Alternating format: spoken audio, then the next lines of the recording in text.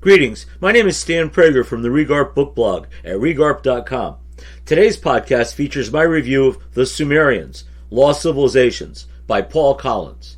Reading the Epic of Gilgamesh in its entirety rekindled a long-dormant interest in the Sumerians, the ancient Mesopotamian people that my school textbooks once boldly proclaimed as inventors not only of the written word, but of civilization itself. One of the pleasures of having a fine home library stocked with eclectic works is that there is frequently a volume near at hand to suit such inclinations.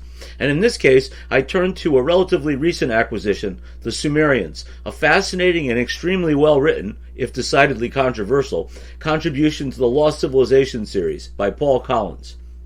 The Epic of Gilgamesh is, of course, the world's oldest literary work. The earliest record of the 5 poems that form the heart of the epic were carved into Sumerian clay tablets that date back to 2100 BCE and relate the exploits of the eponymous Gilgamesh, an actual historic king of the Mesopotamian city of Uruk circa 2750 BCE, who later became the stuff of heroic legend. Most famously, a portion of the epic recounts a flood narrative nearly identical to the one reported in Genesis, making it the earliest reference to the Near East flood myth held in common by the later Abrahamic religions. Uruk was just one of a number of remarkable city-states, along with Eridu, Ur, and Kish, that formed urban and agricultural hubs between the Tigris and Euphrates rivers in what is today southern Iraq, between approximately 3500 to 2000 BCE, at a time when the Persian Gulf extended much further north, putting these cities very near the coast. Some archaeologists also placed Ur of the Chaldees, the city in the Hebrew Bible noted as the birthplace of the Israelite patriarch Abraham, in this vicinity, reinforcing the biblical flood connection. A common culture that boasted the earliest system of writing that recorded in cuneiform script a language isolate, unrelated to others, advances in mathematics that utilized the sexagesimal system, and the invention of both the wheel and the plow came to be attributed to these mysterious non-Semitic people, dubbed the Sumerians. But who were the Sumerians? They were completely unknown, notes the author, until archaeologists stumbled upon the ruins of their forgotten cities about 150 years ago. Collins, who currently is curator for Ancient Near East, Ashmolean Museum at University of Oxford, fittingly opens his work with the baked clay artifact known as a prism, inscribed with the so-called Sumerian king list, circa 1800 BCE, currently housed in the Ashmolean Museum. The opening passage of the book is also the first lines of the Sumerian king list. After the kingship descended from heaven, the kingship was in Eridu. In Eridu, Alulim became king. He ruled for 28,800 years. Heady stuff. It is not history as we would understand it, argues Collins, but a combination of myth, legend, and historical information. This serves as a perfect metaphor for Collins' thesis, which is that after a century and a half of archaeology and scholarship, we know less about the Sumerians, if such a structured, well-defined common culture ever even existed, and far more about the sometimes spurious conclusions and even outright fictions that successive generations of academics and observers have attached to these ancient peoples. Thus, Collins raises 2 separate, if perhaps related, issues that both independently and in tandem spark controversy. The first is the question of whether the Sumerians ever existed as a distinct culture, or whether, as the author suggests, scholars may have somehow mistakenly woven a misleading tapestry out of scraps and threads in the archaeological record, representing a variety of inhabitants within a shared geography, with material cultures that, while overlapping, were never of a single fabric.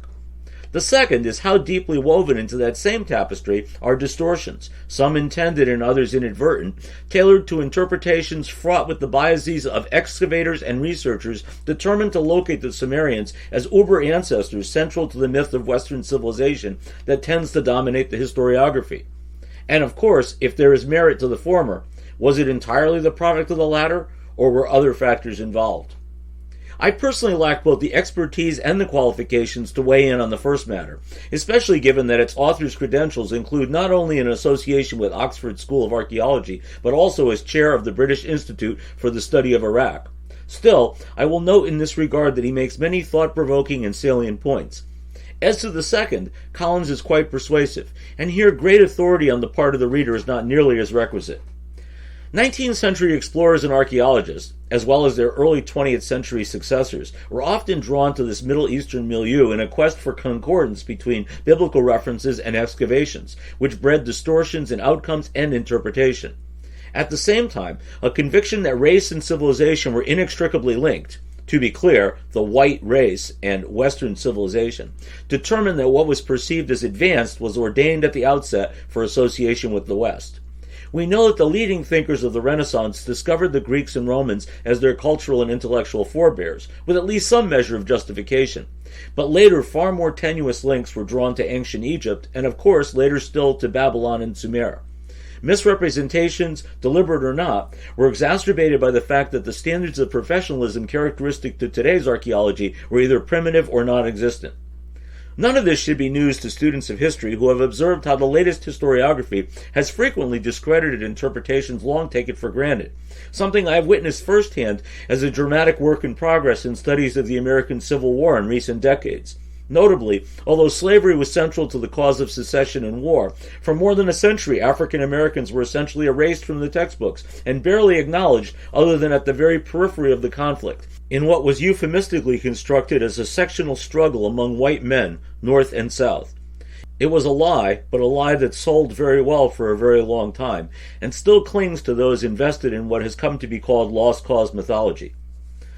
But yet it remains surprising, as Collins underscores, that what should long have been second-guessed about Sumer remains integral to far too much of what remains current thinking.